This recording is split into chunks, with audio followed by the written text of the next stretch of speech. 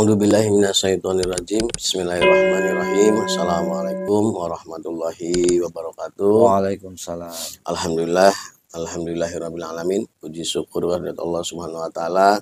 Kami dari tim Padepokan Siliwangi pada kesempatan kali ini bisa kembali hadir di hadapan para sedulur semuanya dimanapun berada, dan tidak lupa kita panjatkan puja dan puji syukur kita.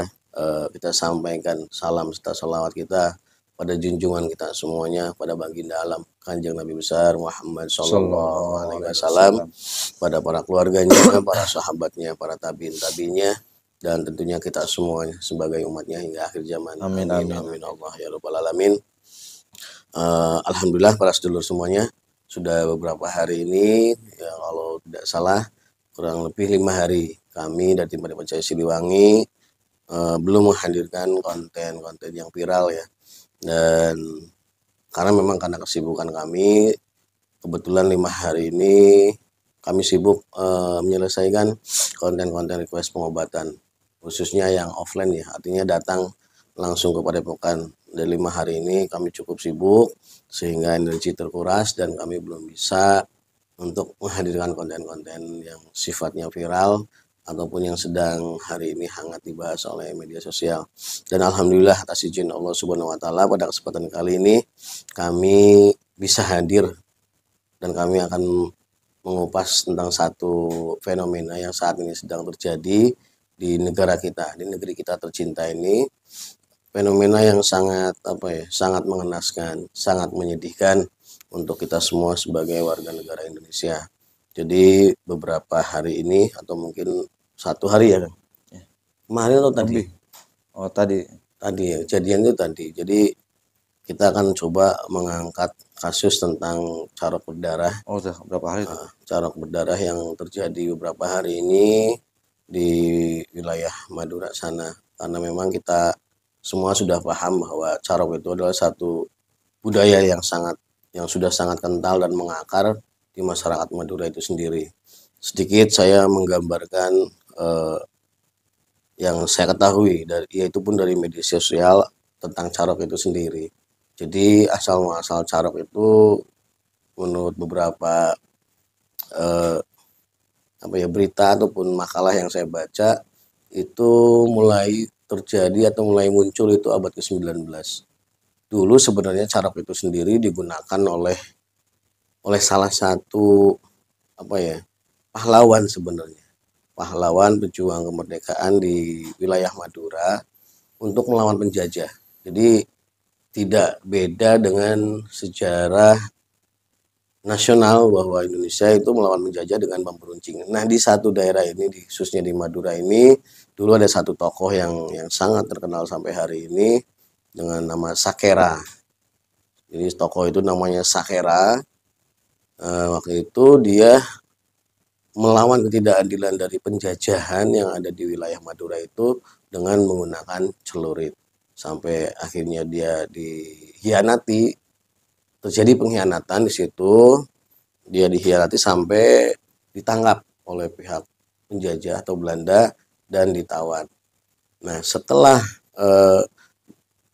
beliau ini, tokoh pahlawan Sakera ini keluar dari penjara, timbul rasa amarah, timbul rasa dendam kepada orang-orang yang berkhianat tadi, yang akhirnya menghentikan perlawanan kepada Belanda, dan akhirnya semua orang-orang yang ikut terlibat dalam proses terjadinya penangkapan oleh pihak Belanda terhadap dia itu semuanya dibunuh dengan menggunakan celurit. Dari situlah awal muasal digunakan celurit sebagai cara untuk menyelesaikan satu permasalahan. Nah, ini kaitannya, kenapa saya harus jelaskan dulu akar permasalahannya di sini supaya masyarakat Indonesia sudah paham. Kenapa? Karena masyarakat Indonesia itu kan memang ragam budaya, banyak sekali budaya. Setiap daerah itu punya budaya yang sangat kental tersendiri yang sangat sulit untuk dilepaskan. Nah, dari budaya ini setelah masuk waktu itu sebenarnya sudah Islam, dan di Madura sendiri sudah sangat kental Islam. Makanya kalau dikaitkan dengan Islamnya itu sendiri, saya melihat beberapa penjelasan dari salah satu tokoh agama yang menjelaskan tentang carok. Perkembangan dari carok itu sendiri setelah dulu awal tokoh yang menggunakan carok itu tadi Sakera tadi, seiring waktu carok itu menjadi satu budaya dan digunakan memang untuk menyelesaikan satu konflik lokal, artinya konflik permasalahan yang terjadi di wilayah Madura sana, cuma untuk kasus-kasus tertentu kalau waktu dulu, dan itu ada aturannya sebenarnya kalau dulu. Jadi ada 3 hal yang sangat mendasar yang di situ, ini penjelasan beliau ya, seorang ahli agama yang mungkin beliau memahami perjalanan budaya carok itu sendiri. Dulu carok itu digunakan untuk seseorang yang merasa terhina karena gurunya itu dihinakan atau dilecehkan oleh orang lain. Jadi misalkan ada seorang kiai atau seorang guru itu dihina oleh orang lain, maka si muridnya ini merasa harga dirinya terinjak-injak dan dia akan menggunakan celurit itu untuk menantang atau berduel untuk menyelesaikan masalah itu dengan si penghina tadi. Itu yang pertama, karena untuk membela harga diri gurunya. Yang kedua, itu saat ada orang tua di sana itu yang dihina juga atau sama dilecehkan oleh orang lain, itu orang tuanya. Nah, si anak ini akan mengambil jalan penyelesaiannya itu dengan cara carok tadi, mengajak berduel. Di carok itu sebenarnya duel dengan celurit. Artinya ada tantangan dulu di sini. Jadi tidak main belakang. Ada tantangan kepada orang yang dimaksud dan terjadilah duel dengan menggunakan celurit itu sendiri. Dan yang ketiga biasanya dulu untuk membela harga diri seorang suami di mana kala istrinya itu diganggu oleh laki-laki lain. Kalau kita melihat dari tiga alasan itu tadi, sebenarnya bagus. Sebenarnya bagus untuk menunjukkan harga diri. Cuma permasalahannya di sini yang digunakan penyelesaian di sini adalah senjata tajam yang efeknya itu pasti akan membunuh siapapun yang akan terkena. Entah itu yang istilahnya yang menuntut keadilan ataupun yang dituntutnya. Disinilah keburukannya carok itu. Jadi pasti akan mengakibatkan korban. Terbukti dengan kasus yang akan kita bahas kali ini, baru saja 2 hari kalau tidak salah ramai di media sosial proses carok berdarah antara 2 orang dengan 10 orang dan akhirnya mengambil korban nyawa 4 orang. Karena ini senjata tajam. Siapapun yang akan terkena senjata itu pasti akan mati. Karena kalau kita lihat bentuknya yang seperti itu akan membuat luka yang sangat lebar dan dalam. Secara keilmuan medis orang tidak akan selamat saat sudah terkena sabetan celurit itu. Jadi itu kita akan coba melihat dari sisi goib, kita akan proses mediumisasi, kita akan coba hadirkan goib yang dulu memang mengetahui tentang awal muasal carok ini sendiri. Karena saya yakin karena ini kaitannya dengan keilmuan, dulu orang berani pegang senjata celurit itu kalau secara kasat mata ya orang berani pegang senjata, tapi nggak mungkin kalau orang itu tidak dibekali dengan keilmuan ataupun tidak dibekali dengan olah kanuragan yang lain maksudnya. Jadi kalau orang yang kosongan cuma buat celurit doang, ya tetap dia akan mati kalau cuma kayak gitu. Yang jelas orang-orang dulu yang tadi yang saya katakan sebagai pahlawan Madura itu Sakera itu, ya karena punya keilmuan kanuragan yang lain. Dan kita paham semua ilmu kanuragan itu pasti di dalamnya ada sosok makhluk gaib. Nah, kita akan coba hadirkan makhluk gaib yang dulu pernah menjadi hadam dari keilmuan-keilmuan si tokoh ini. Kita akan coba berdialog.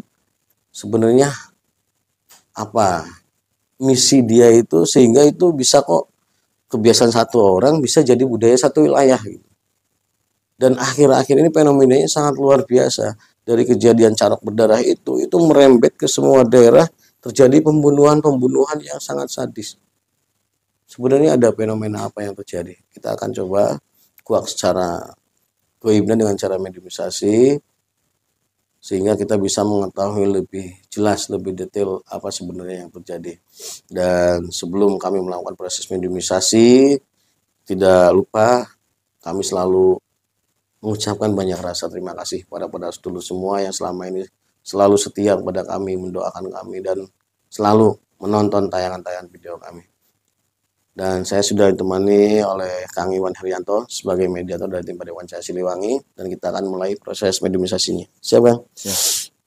A'udzubillahi minasyaitonirrajim. Bismillahirrahmanirrahim. Ya Allah, dengan izin guru saya Sang Hyang Cahaya Nirwana, saya protek tubuh mediator dari masuknya jin iblis siluman fasik yang berusaha, semua jin iblis siluman fasik yang berusaha untuk masuk menembus dalam tubuh mediator, semua yang terpental ke neraka jahanam, Allah terprotek. Hanya yang saya tarik, hanya yang saya izinkan, hanya yang saya undang yang bisa masuk dalam tubuh mediator, Allah. Pikirannya terkunci, tidak bisa terbaca oleh makhluk yang masuk dalam tubuhnya. Sallallahu alaihi Muhammad, sallallahu alaihi Muhammad.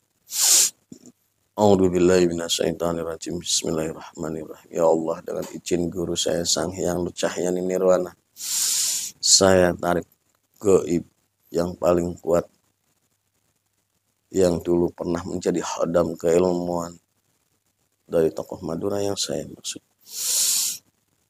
dimanapun berada saat ini, dari seluruh penjuru dunia, dimanapun posisinya saat ini berada, tertarik, tersedot masuk dalam arsy Allah. Allah terkunci, hanya menguasai tubuh bagian atasnya. Monggo silakan duduk. Saya cuma ingin berdialog dengan Anda. Kami hanya ingin berbincang-bincang dengan Anda. Silakan duduk. Semua energi di sini sementara saya kunci, tidak bisa mengganggunya. Menjadi nyaman. Allah. Sallallahu alaihi Muhammad sallallahu alaihi wasallam.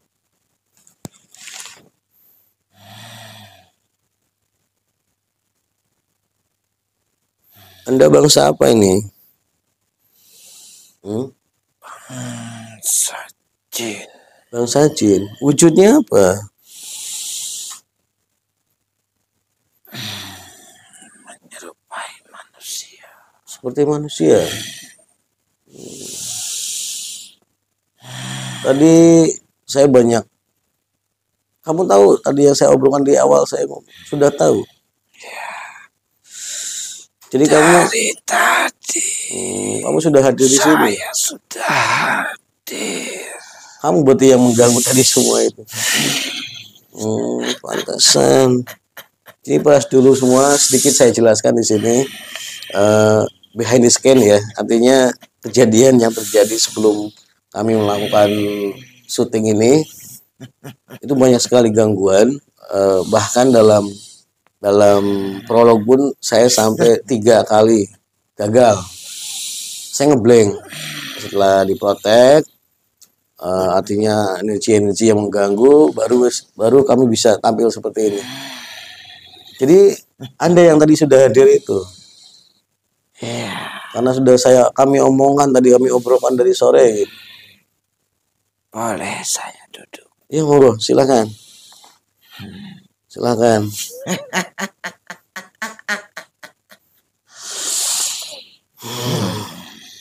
Santai aja ya. Mau minum silakan. Terima kasih. Saya minum dulu. Jadi Anda mengenal dengan tadi tokoh yang saya sebutkan itu? Iya. Anda hodamnya. Saya minta tolong. Kenapa? Masih ada yang mengganggu? Oh, yaudah. A'udzubillahi minasyaitonirrajim. Bismillahirrahmanirrahim. Ya Allah, dengan izin guru saya semua baby yang ada di majlis atas, saya mohon tidak mengganggunya. Terima kasih. Jadi benar Anda hodam keilmuan yang ada di salah satu sosok yang saya sebutkan tadi. Iya. Memang dulu beliau itu apa saja kesaktiannya, kok sampai bisa berani melawan Belanda itu dengan cuma senjata celurit gitu. Banyak kesaktiannya. Seperti apa? Silahkan mulai diceritakan. Ya sebagai pengetahuan kami saat ini. Dari segi keilmuannya, keilmuan duniawi. Maksudnya keilmuan dunia itu seperti apa? Keilmuan manusia. Kedikjayaan maksudnya. Bukan. Seperti apa? Maksud saya belum paham. Kepintaran. Oh, orangnya cerdik. Iya. Hmm, Orangnya cerdas. Ya, saya agak susah berbicara dari segi kepintaran, dari segi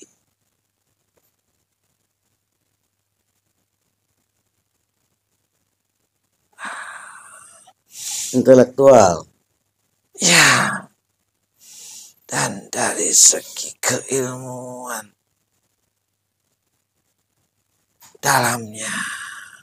Ya, kedikjayaan tadi. Iya.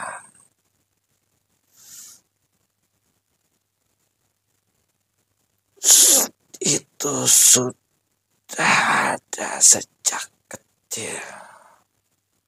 Dia punya skill gitu dari kecil. Iya. Dari mana itu dia mendapatkan itu? Dari leluhur. Dari leluhurnya. Iya. Iya. Dari leluhur. Tapi dia dulu Muslim. Ya. Iya. Tapi kamu kenapa bisa masuk ke tubuhnya? Dari ilmuwan seperti apa maksudnya? Caranya kamu masuk itu? Saya masuk lewat kepintaran. Tapi kan dulu itu zaman dia ada itu kan yang dilawan itu penjajah. Iya. Tetap saya bisa memperkuat energi. Keberaniannya. Iya.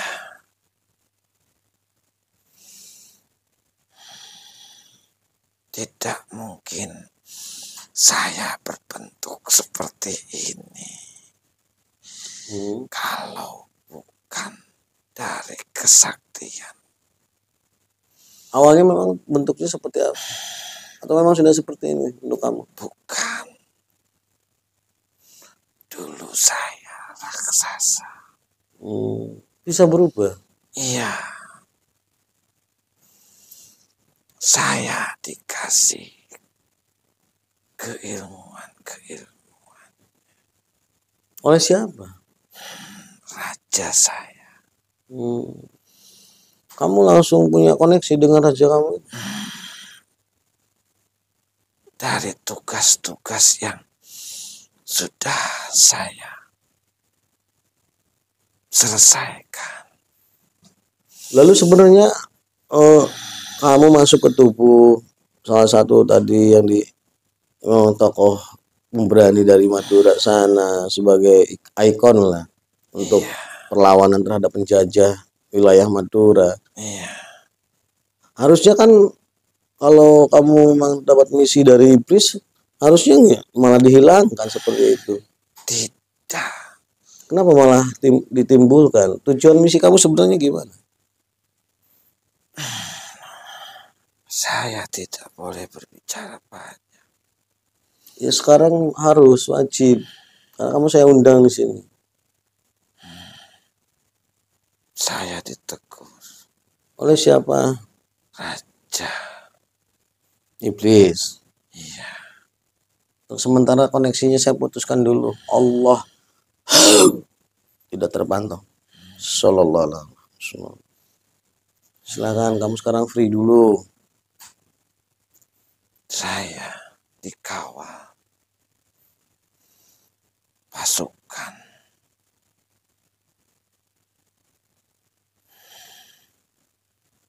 Ya.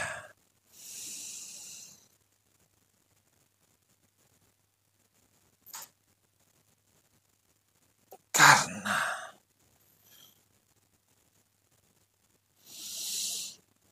dengan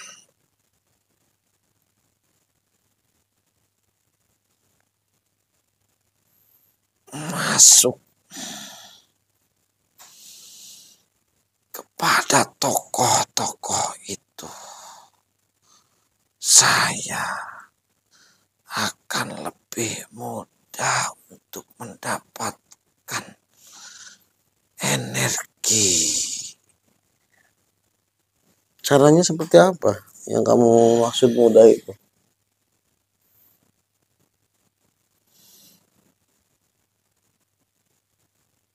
Karena dipercaya dan Mm-mm. diyakini, Mm-mm. itu akan menambah energi untuk saya. Yang dipercaya dan yakin itu hal apanya di sini yang mau kamu jual? Kekuatannya, Kekuatan dan keberaniannya itu. iya, dari kekuatan, dari energi amarahnya, dan amarah-amarah para pengikut-pengikutnya. Saya bisa mengambil energi-energi itu.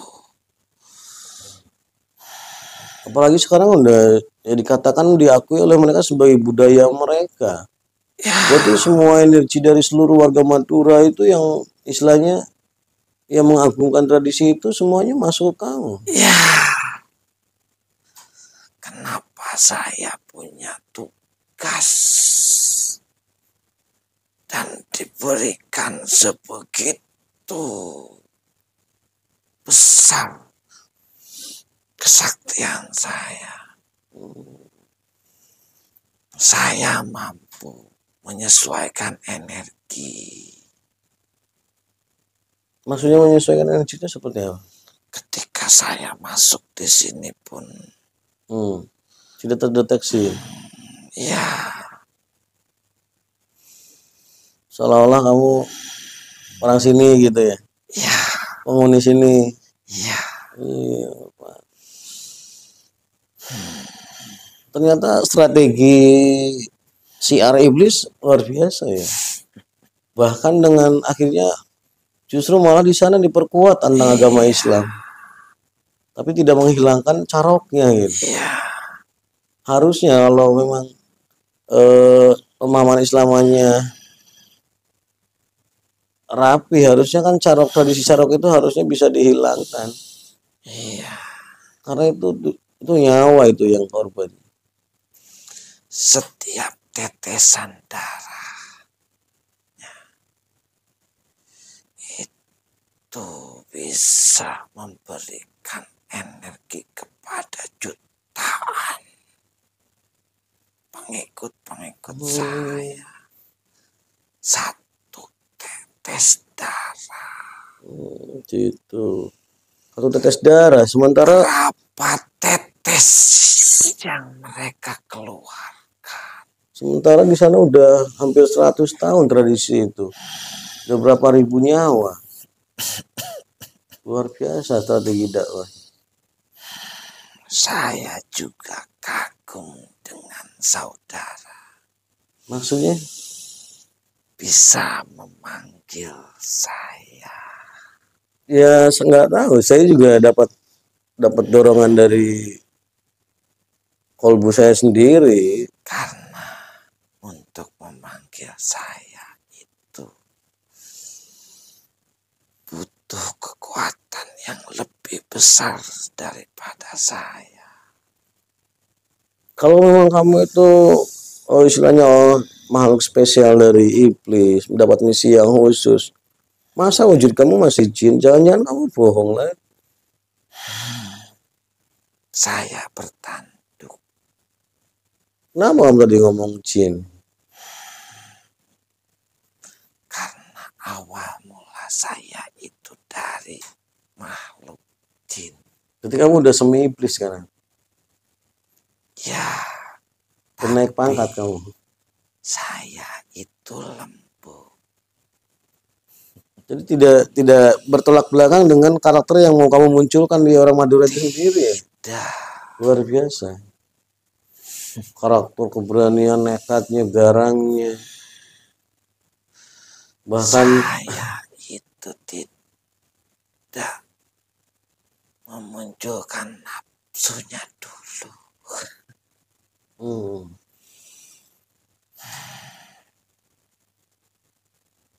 Kalau saya masih punya energi iblis, saya mungkin sudah dibakar di sini. hmm, Padahal kamu bisa masuk. Kan pas kamu masuk, kamu energinya iblis. Iblis kan boleh masuk ke tubuh manusia gitu. Dari sini ngakunya jin. Sudah 2 hari saya di sini. 2 hari, pantasan. Saya keliling-keliling. Memang kamu udah tahu mau saya panggil kan saya baru punya niat juga tadi pagi perasaan. Kami lebih tahu. Berarti luar biasa kesaktian kamu bisa menangkap sesuatu yang belum terjadi. Terus gini, yang saya perhatikan fenomenal di sini, kenapa sampai saya itu tergerak untuk mengangkat kasus ini. Padahal Carok dari dulu udah ada, yang mati karena Carok pun udah ada banyak gitu kan. Tapi untuk kasus ini saya melihatnya berbeda. Karena setelah kasus ini terjadi, itu tidak selang lama waktu ataupun mungkin dengan waktu bersamaan, di setiap daerah lain tuh muncul pembunuhan yang tingkat sadisnya itu sama. Walaupun bukan budaya Carok itu sendiri. Apakah itu ada kaitannya? Terkadang manusia itu tidak bisa memperhatikan hal sekecil apapun. Bahkan sudah nyata pun tidak pernah terpikirkan. Ya makanya saya pikirkan. Lalu benang merahnya dari mana ini? Senjata itu sekarang jadi simbol. Ya, betul. Racing bomb. Di mana-mana setiap daerah itu ada Orang Madura. senjatanya. Iya, orang Maduranya juga ada di mana orang maksudnya gimana? Saya belum paham. Berarti Anda belum memperhatikan sekecil-kecilnya. Ya, makanya Walaupun makanya saya undang Anda ke sini. Makanya saya undang Anda ke sini biar saya hafal. Tidak apa-apa. Dulu juga rajamu pernah ditugaskan oleh Allah untuk menyampaikan pada Kanjeng Rasul untuk rahasia-rahasia mereka.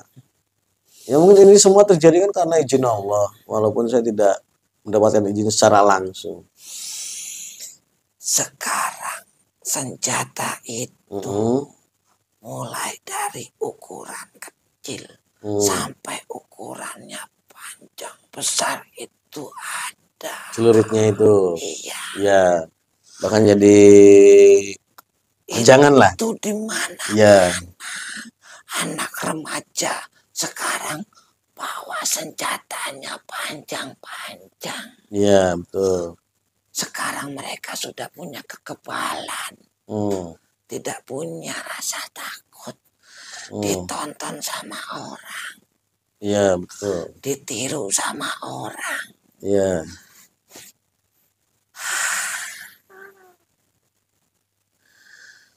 Dan simbol-simbol itu sudah muncul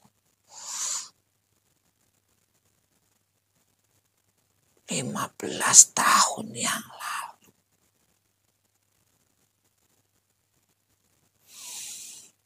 Mungkin Anda simbol apa?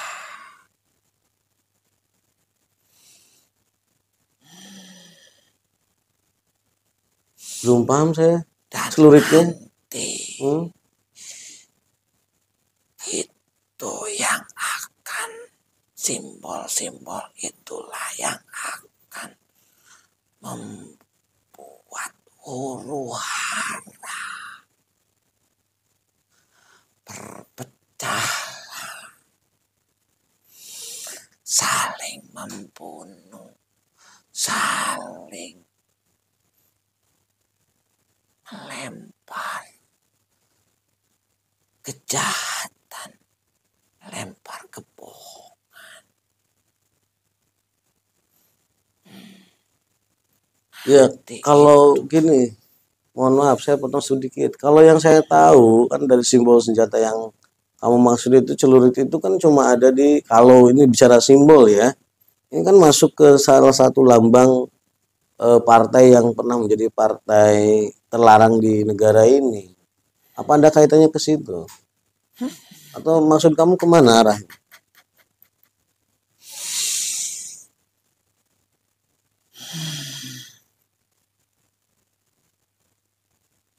Kamu nggak boleh bohong di sini, nggak boleh manipulasi. Kalau kamu manipulasi dengan izin guru saya Sang Hyang Mencari Nirwana, Saya tubuh kamu akan sudah meledak. paham. Iya, makanya nggak boleh tambah-tambahin. Saya sudah paham. Udah lanjut. Gimana? Tadi pertanyaan saya.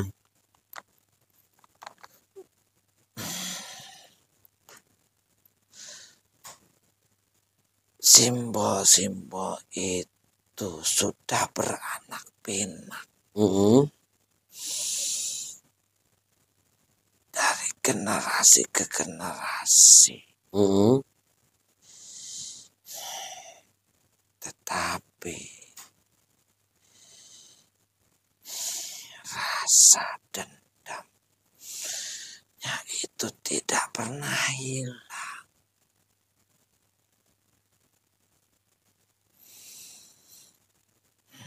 Karena itu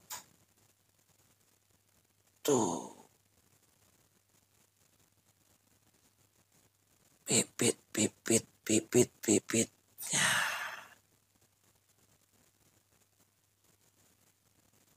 Bisa lebih jelas kamu menjelaskan, maksudnya lebih gambarannya itu.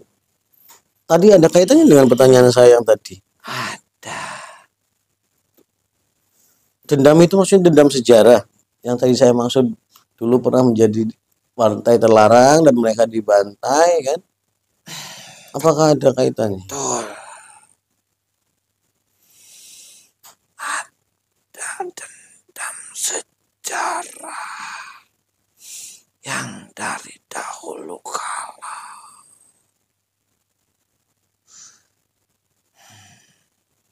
semakin besar, semakin besar, semakin besar, semakin besar. Yang mau saya tanyakan itu kan tadi Ya, kita bicara Madura itu sangat kental dengan Islam, gitu kan? Tadi kamu sudah jelaskan bahwa ternyata cara syiar bangsa Inggris itu dibalik, gitu kan? Yang ditunjukkan itu rasa keberanian, kenekatannya untuk menggunakan senjata dan banyak menelan korban dengan cara yang sangat halus, dengan tidak menghilangkan keagamaannya, kan gitu.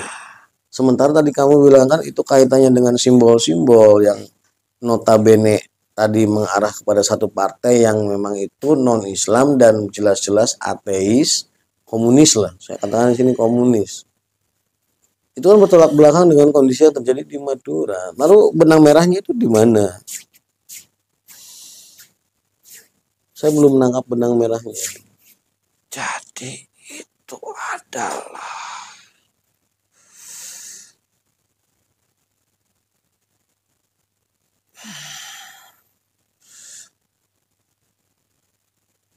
strategi raja-raja kami. Sejarah itu hanya berulang. Hanya waktu yang berubah. perputarannya sama. Kami bisa masuk lewat siapa saja.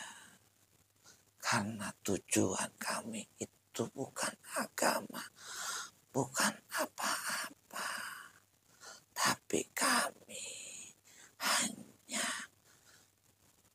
mengadu domba dan mengambil keuntungan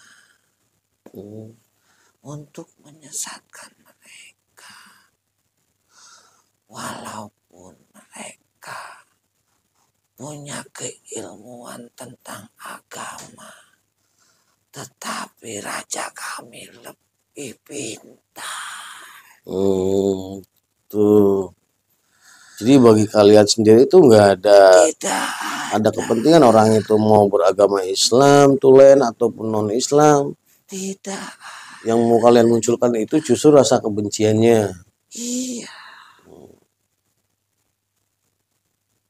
Jadi misi besarnya Anda sendiri itu apa berarti? Tugas saya itu untuk menggiring manusia supaya mudah diadu domba. Diadu domba supaya saling membunuh, saling menghina. Itu keuntungan buat saya. Menambah kesaktian kamu. Iya, semakin tinggi jabatan saya. Nah terus kalau udah kamu misalkan nyampe jabatan yang kamu impikan, yang kamu bayangkan, terus apa gitu? Untuk apa? Ya untuk kesaktian. Ya kalau kamu nanti udah sakti gitu, untuk apa? Nanti saya akan memimpin dunia ini. Nanti saya dikasih jabatan untuk memimpin. Jadi misi raja kamu itu ingin menguasai dunia ini maksudnya? Iya. Menjadi pengganti manusia sebagai khalifah gitu? Iya. Itu tujuan utamanya? Iya. Tapi dulu perjanjiannya sama Allah bukan itu kan? Hanya untuk menggoda manusia dan menjauhkan dari Allah. Iya. Bukan untuk memimpin dunia.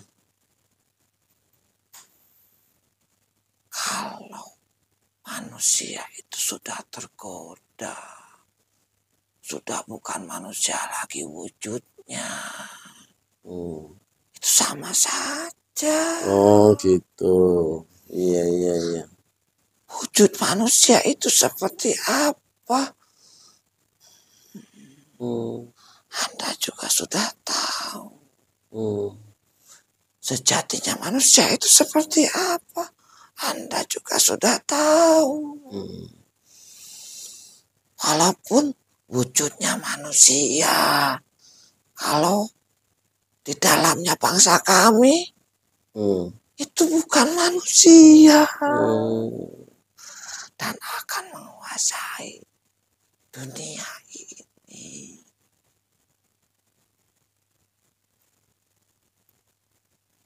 Ada satu pertanyaan lagi, boleh? Boleh. Gini, ada satu apa ya?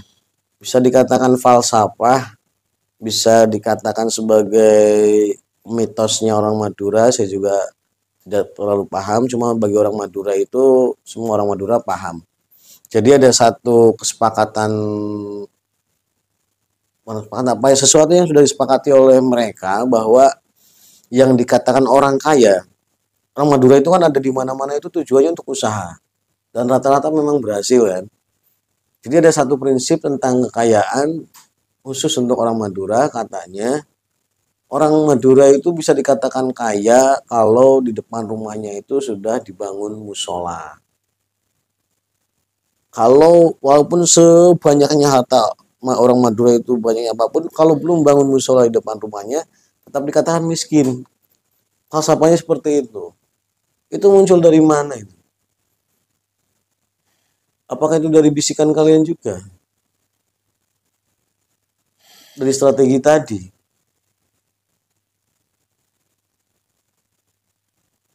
Sedikit yang saya jelaskan. Ya.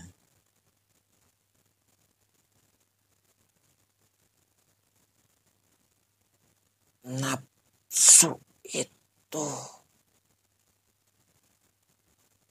nafsu amarah, dan banyak lagi Hmm. itu adalah jalan bangsa kami untuk masuk. Hmm. Itu saja yang saya jelaskan. Ya, saya paham. Ya berarti ya konteksnya membangun musola itu walaupun kaitannya untuk ibadah diawali dengan nafsu tadi. Nafsu karena ingin dikatakan kaya. Gitu. Berarti ini strategi kalian juga ini. Supaya tidak terbaca. Supaya kan apa ya suasana kental Islamnya itu enggak copot dari Madura. Ya,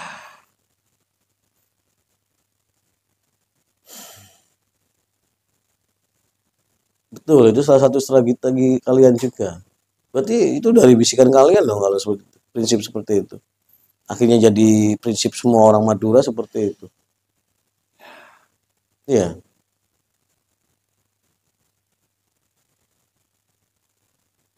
ketika nafsu itu sudah diyakini, itu akan menambah kekuatan buat kamu. Ya sudah jelas diyakini, udah diakui itu falsafah orang Madura kok, berarti udah diyakini. Udah ditasbihkan, udah di apa ya? Ya sudah diakui oleh semua orang Madura, berarti diyakini. Ukuran kekayaan di Madura itu seperti itu. Jadi simbol agamanya yang didepankan, tapi di belakangnya sebenarnya nafsu untuk dilihat oleh orang lain. Artinya berlawanan dengan ajaran syariat Islam itu bahwa untuk apa ya? Ya artinya kekayaan itu kan hanya dilihat oleh manusia. Allah itu tidak pernah melihat hambanya itu dari kekayaannya. Kenapa simbol-simbol Islam malah dikedepankan untuk memunculkan satu sifat yang sebenarnya tidak diinginkan oleh Allah itu sendiri. Pintar sekali kalau saya katakan ini jenius sekali strategi kamu di sini. Di Madura ini luar biasa strategi kamu. Semuanya Kalau terbungkus dengan agama. tidak pintar, saya tidak akan menjadi. Ya, betul. Peras dulu semua. Di sini saya juga sedikit kaget ya. Ini di luar ekspektasi saya sebenarnya. Tadi waktu di awal dia menjelaskan dia itu masuk ke dalam tubuh pahlawan Madura tadi yang saya katakan tokoh Madura Sakera tadi yang sebagai pemicu awal jadi budaya Carok itu dia masuk lewat kecerdasan. Di situ saya tadinya nggak mudeng apa kaitannya keilmuan kedikjayaan pada tahun tersebut ya yang dimana kecerdasan mungkin belum terlalu dibutuhkan tapi tetap ini si makhluk ini ngomong tentang kecerdasan. Di sini yang saya akhirnya kesimpulan di sini baru saya ketemu karena memang strategi mereka di sana itu sangat berbeda dengan di wilayah-wilayah lain. Bahkan mohon maaf, saya juga sering bersinggungan bertemu dengan orang-orang Madura. Mereka itu rata-rata kan merantau di tempat lain itu selalu awalnya mereka berada di tempat-tempat tanah-tanah yang tidak bertuan biasanya atau milik negara, bisa di bantaran sungai yang memang istilahnya bukan gratis tapi sifatnya hanya guna pakai. Dan ada satu lelucon, mungkin entah lelucon, entah memang itu satu prinsip juga buat mereka. Bahwa saat mereka dipertanyakan tentang ini tanah siapa, mereka akan menjawab ini tanahnya Allah. Artinya mereka ingin mengatakan siapapun boleh menggunakan tanah itu. Dan itu yang mengatakan seperti itu hanya orang Madura gitu. Orang lain tuh nggak pernah berani ngomong seperti itu. Itu hanya orang Madura yang berani menegaskan kata-kata itu. Sehingga apa ya? Di situ saya ambil kesimpulan bahwa ingin mengatakan bahwa orang Madura itu sangat dekat dengan Allah. Makanya simbol-simbol keagamannya sangat luar biasa di sana. Mereka tidak pernah lepas dari apa ya, tradisi khasnya orang Islam Indonesia, sarung gitu kan. Sehari-harinya mereka itu 90% waktunya selalu menggunakan ini. Entah dalam kondisi kerja atau entah pun dalam kondisi sedang santai.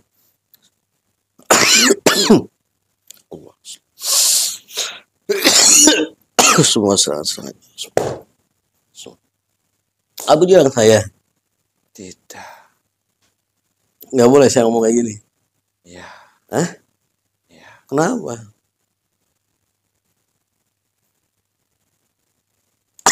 Ini kan udah zaman akhir. Kamu kan ingin menuntaskan misi kamu ya. Kami pun ya sebagai ya kita fair-fairan lah di sini, kita konteksnya kita fair-fairan aja. Kita sedang belum bertarung. Ya kan? Kan tadi sudah saya awal dijelaskan.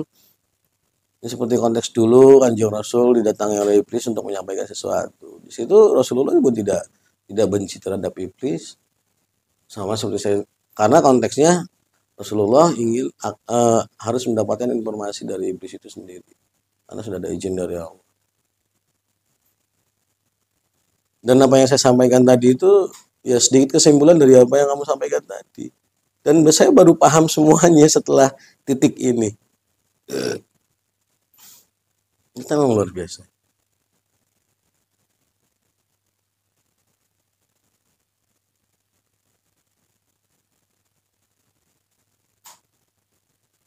Terus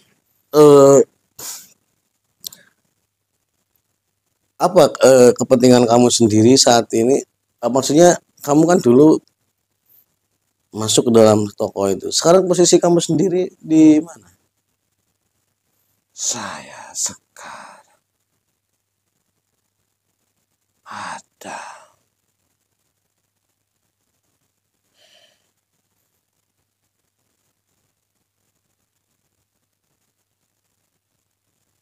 di pusat kota. Madura, Jakarta. Ya.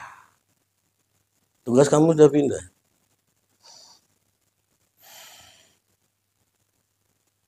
Ada tugas besar untuk wilayah.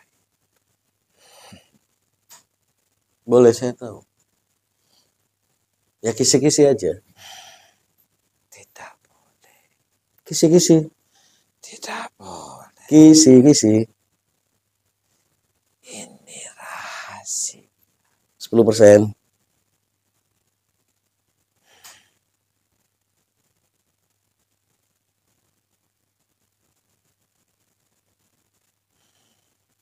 Ini rahasia. 10%. Karena ini akan menjadi huru hara terbesar. Ya kalau kamu nggak mau menyampaikan kisi-kisinya, nanti saya protek, kamu nggak bisa kembali. Jangan. Saya ditugaskan untuk mengontrol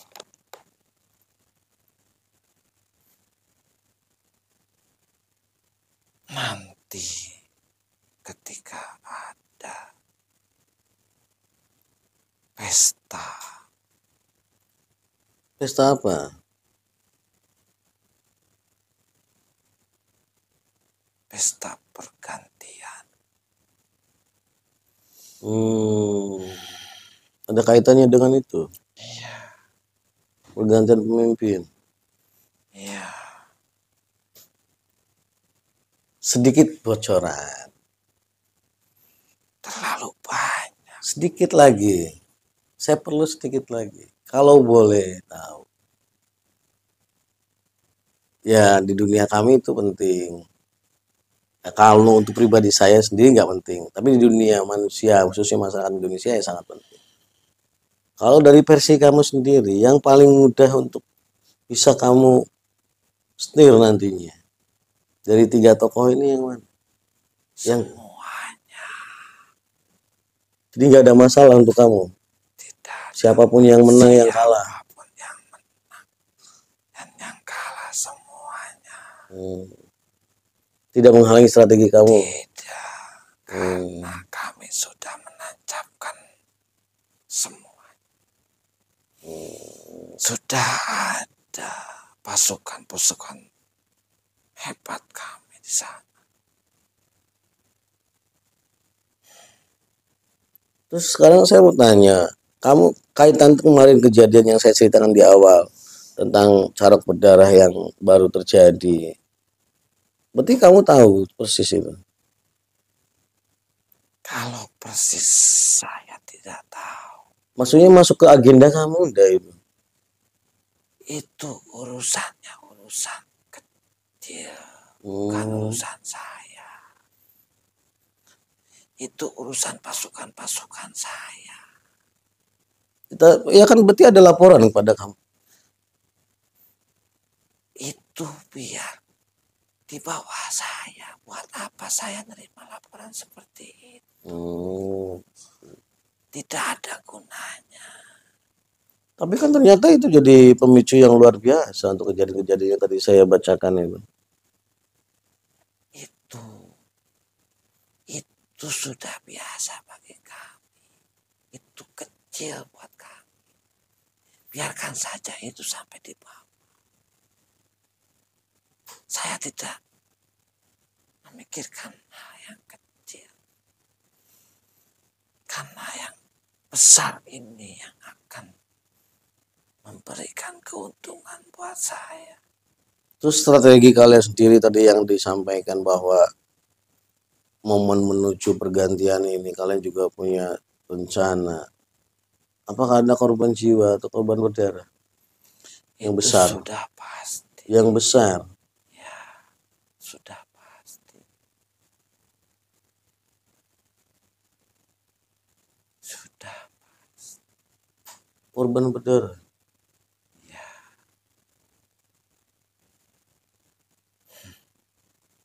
Dan kami akan mendapatkan banyak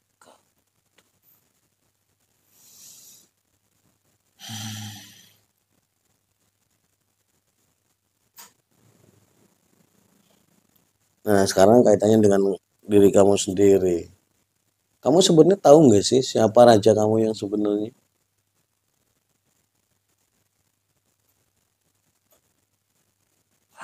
raja saya itu sebentar lagi keluar. Saya juga punya raja, kamu nggak mau ikut raja saya? Padahal beliau juga raja kamu juga. Raja saya sudah memberikan semuanya kepada saya. Kamu nggak takut? Nanti kamu tahu tentang neraka kan? Tahu. Kamu udah tahu janji Allah sendiri. Kalau kamu ikut rajamu yang sekarang. Saya sudah diberikan segalanya sama raja saya. Sampai saat sekarang pun saya dikawal dengan miliaran pasukan Iblis. Bangsa jin. jin dan iblis. Jadi kamu nggak mau ikut saya? Tidak. Sekalipun kamu saya tundukkan. Saya sudah dikawal.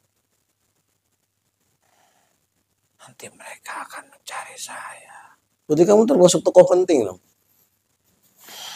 Iya. Punya apa ya istilahnya punya peran yang sangat penting dari strategi raja kamu itu sendiri. Makanya saya tadi bilang tidak bisa sembarang orang bisa memanggil saya. Gitu. Terus tandukmu udah berapa sekarang?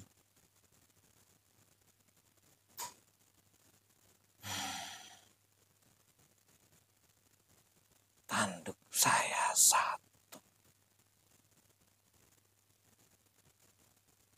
Baru satu. Satu, tapi itu mah kota paling tinggi. Tapi kan banyak iblis yang tanduknya ada 10, 12. Apakah mereka lebih tinggi dari kamu atau tidak ada kaitannya? Tidak ada kaitannya dengan tanduk. Hmm. Tanduk itu aksesoris. Katanya tanduk itu menunjukkan tingkatan jabatan di sana juga. Tidak.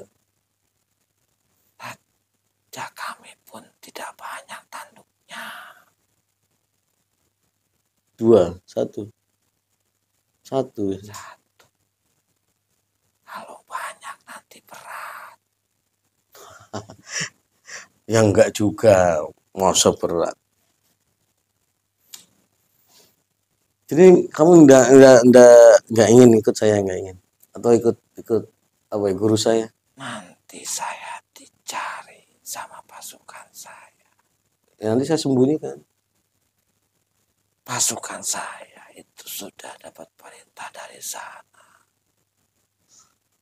Apabila saya tidak kembali, nanti akan terus mencari ke tempat ini. Gitu. Yaudah. Pasukan saya banyak. Berapa miliar tadi?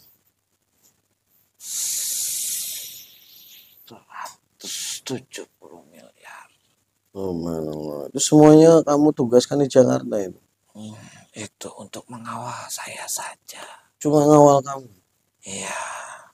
Berarti kamu kalau di dunia kami itu anggaplah diplomat gitu ya? Ya. Wilayah kekuasaan kamu Indonesia atau Jakarta? Indonesia. Indonesia.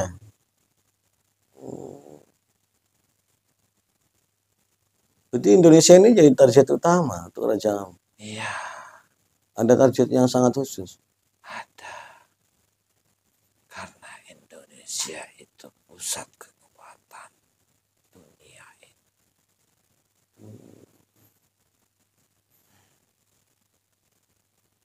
Kalau Indonesia bisa kami taklukkan, dunia pun akan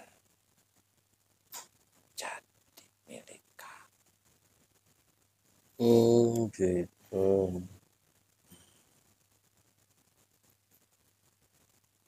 Sebelum sesi ini berakhir, satu pertanyaan lagi boleh? Ya. Tapi harus dijawab. Ya.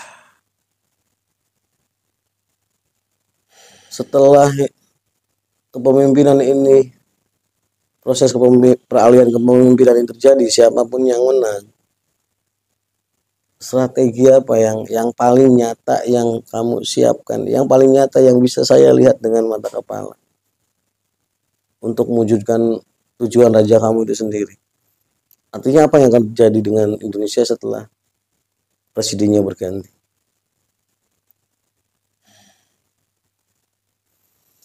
Kami akan merusak keimanan manusia. Nyatanya? Ya. Seperti apa nyatanya? Dengan kelaparan. Kelaparan? Ya. Lapar itu kan berarti tidak ada makanan. Bukan. Apa itu maksud? Kelaparan itu tidak pernah puas. Tidak pernah puas dengan apa yang dimiliki. Dan merasa takut untuk kehilangan. Dan takut diambil orang. Itu yang lapar yang sejati itu seperti itu. Nanti akan direbutkan. Nanti akan berebut. Iya, paham sih. Mereka takut. Mereka takut kekayaannya diambil. Mereka takut tidak mempunyai penghasilan. Mereka takut. Mereka kehilangan keimanannya. Mereka lupa dengan waktu, sibuk dengan kehidupannya.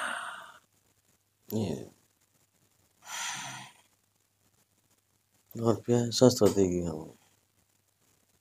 Nanti akan berebut.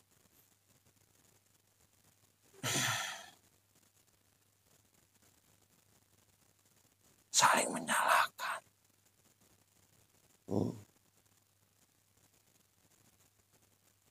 Akan ada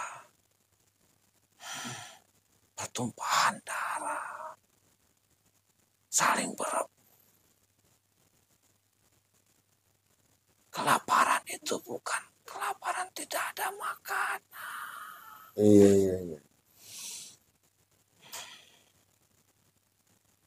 Indonesia itu subur. Makanya kok patokannya surga dunia itu Indonesia, kok ada istilah kelaparan tuh seperti apa sih? Subur Indonesia itu, yang lapar itu manusia-manusianya.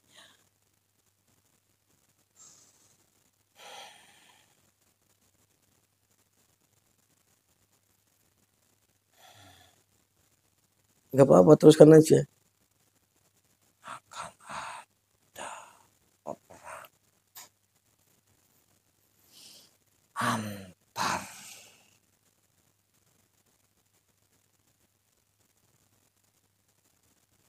daerah,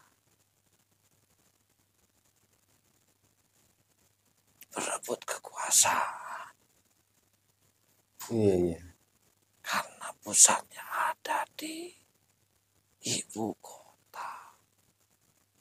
Tapi kan 2024 pindah ibu kotanya. Tidak semudah yang dibayangkan. Jadi rencana 2024 pindah itu menurut kamu itu nggak mungkin gitu, nggak bakalan terjadi atau apa? Belum siap. Berarti masih bertahan di sini. Iya.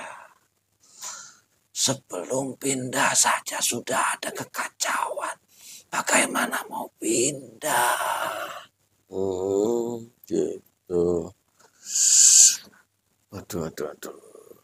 Ya udahlah. Masih banyak yang mau disampaikan nggak? Sudah.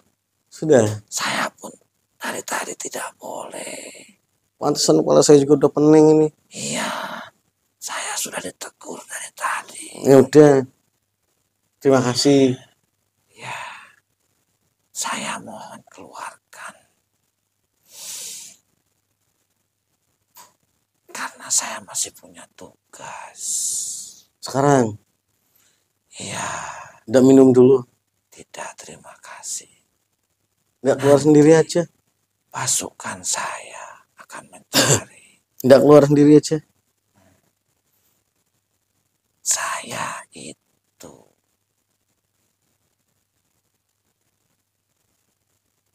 harus mengikuti. Baru saya ketemu Bang Sagoi sopan kayak Anda. Ya udah, silakan saya bantu ya. Jangan diambil semua mediatornya. Tak kemplang kalau diambil. Udah, siap.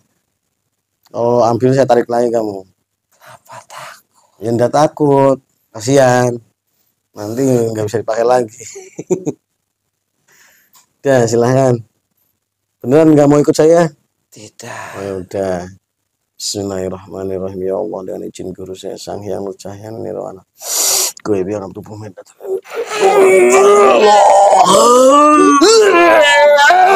Allah.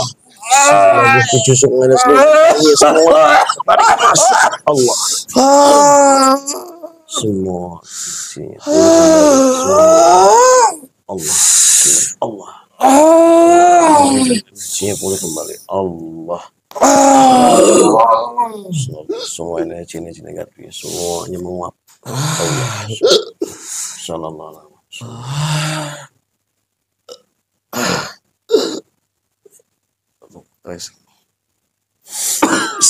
Semua ini yang masih lengket semua yang tertarik. Allah masuk.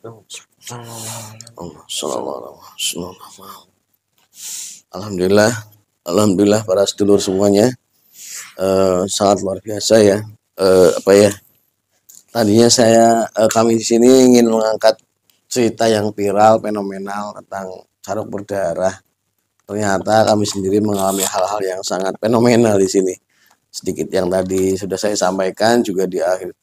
Ternyata ya baru pertama selama saya melakukan proses mediumisasi ini, saya berdialog dengan bangsa jin yang sekarang sudah karena tingkat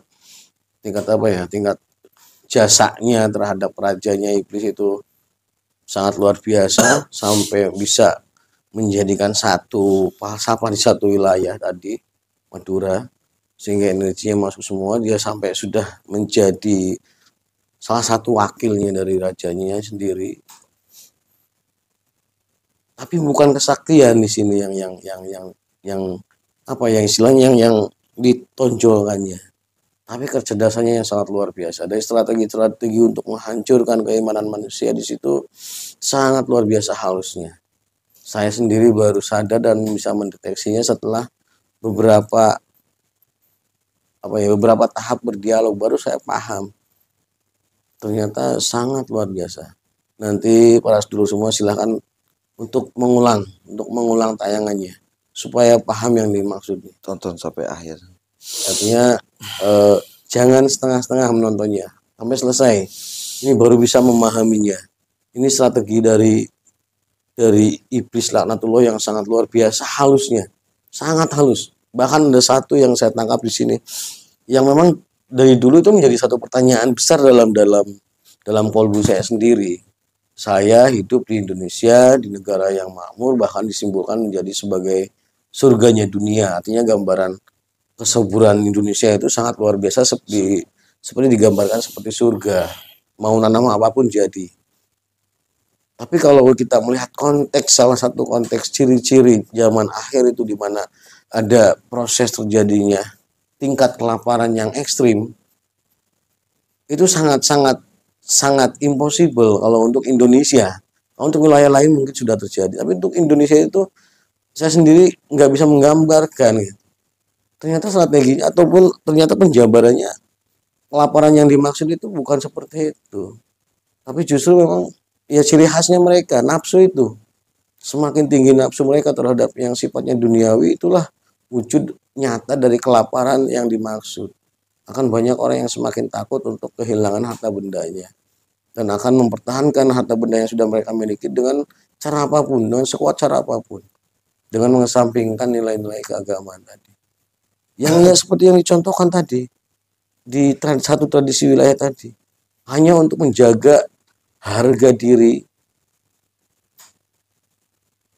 itu nyawa itu sangat murah di sana. Untuk urusan harga diri, sedikit tersinggung maka mereka akan menggunakan senjata itu untuk membuktikan egonya, untuk memunculkan nafsunya tadi. Dan itu tadi sudah dijelaskan setiap tetes darahnya.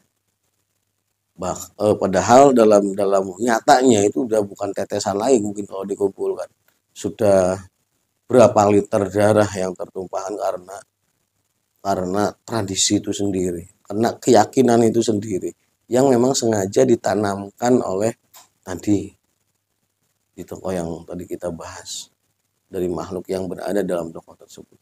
Mudah-mudahan ini bisa menjadikan satu bahan renungan, bahan pembelajaran untuk para sedulur semuanya dimanapun berada untuk semakin meningkatkan kedekatan kolbu dan dirinya kepada Allah Subhanahu wa taala supaya tidak terjebak dengan rencana-rencana iblis yang sangat halus dan luar biasa. Mungkin pada kesempatan kali ini hanya itu yang bisa kami sajikan. Mudah-mudahan menjadi hikmah dan pelajaran untuk kita semuanya. Kami berdua mohon pamit dan undur diri. Wassalamualaikum warahmatullahi wabarakatuh.